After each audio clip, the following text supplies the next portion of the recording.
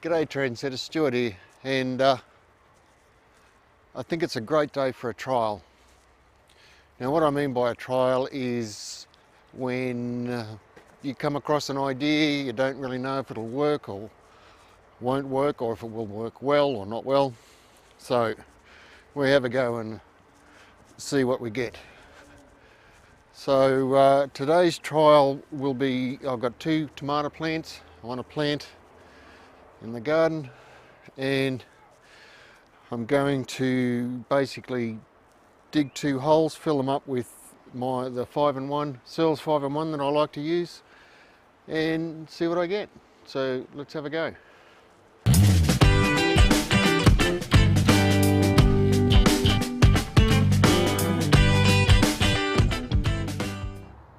So these are the 2 tomatoes I'll be using.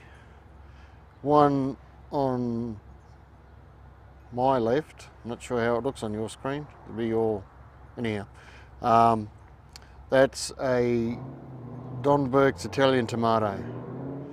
Now, I know Don Burke's not the flavour of the month here in Australia at the moment, but he did know how to pick a good tomato.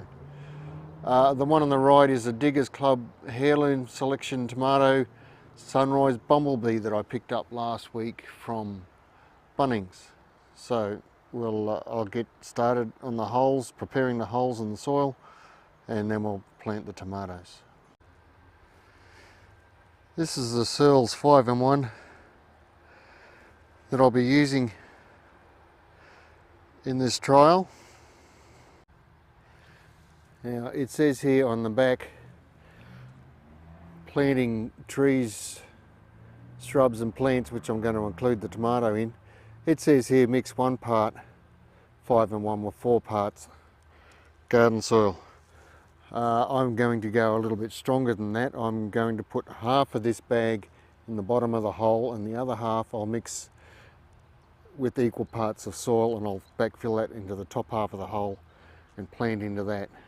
So little bit of a grey area. I don't know if it's going to be too rich, and just because tomatoes are prone to growing too much foliage if the soil they're growing in is too rich.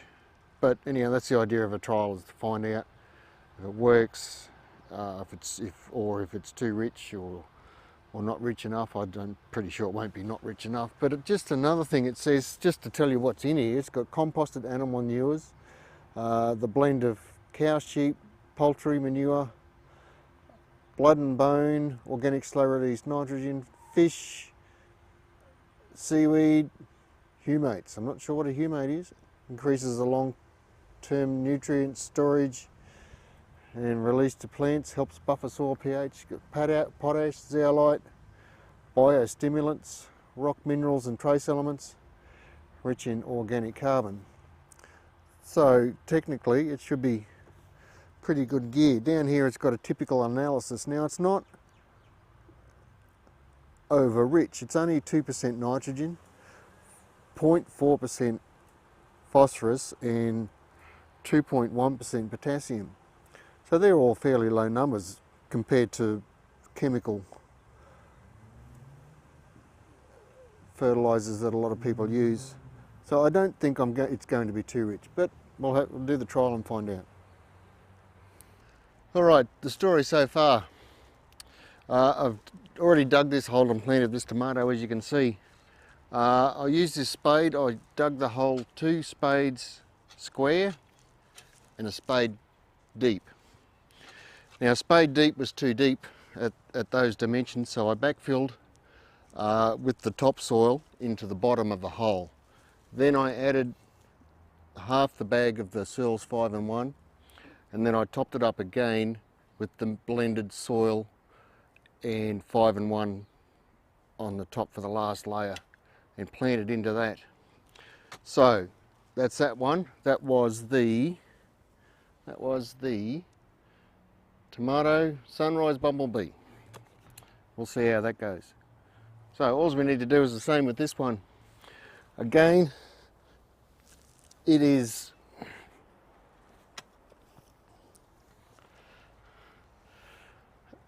Same dimensions. Hang on, get rid of this phone. Alright, the dimensions were the same, so it's 2 spade widths square and a full spade deep, and I've backfilled the bottom half of that hole with the top half of the soil, so turned it upside down, so to speak. Now I'll add just the straight 5 and 1 on top of that. Just pack it down a little bit, it will settle. In here I've got the soil, blended soil, so it's about 1 to 3, so you got 3 soil to 1 lots of the Searles 5 and 1. And I'll just top that in, pack it down.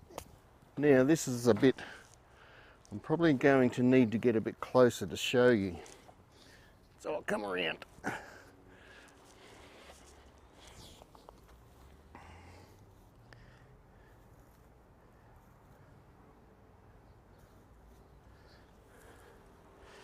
Right, about somewhere here. What I need to do is just tidy up some of these lower stems. So that's, I'm going to say that's 8 inches. So I want to tidy up the bottom 4 inches of this, because I'm going to plant the bottom half of this plant into the soil, and all you'll have sticking out is the top half. So if you have a look, there's a little lateral shoot here.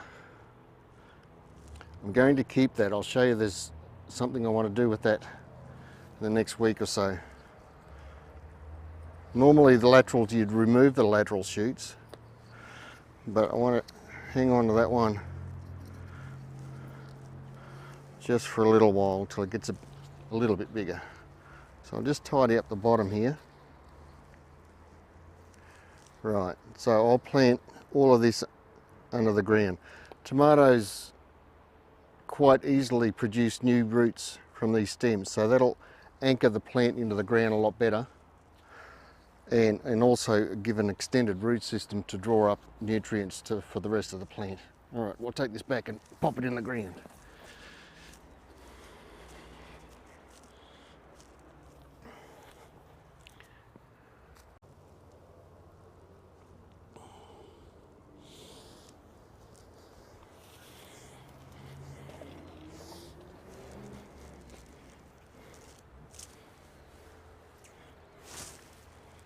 Okay, so with my trusty trowel, I'm just going to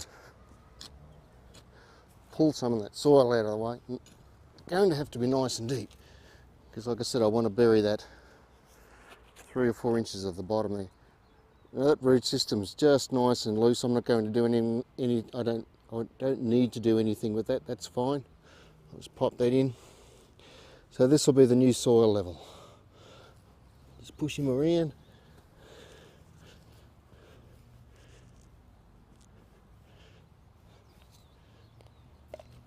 Alright, I don't need to do anything else with that.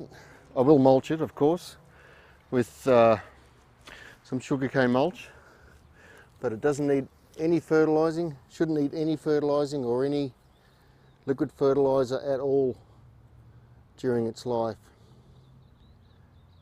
But there is a few little things we need to do along the way, and I'll show you those as they happen.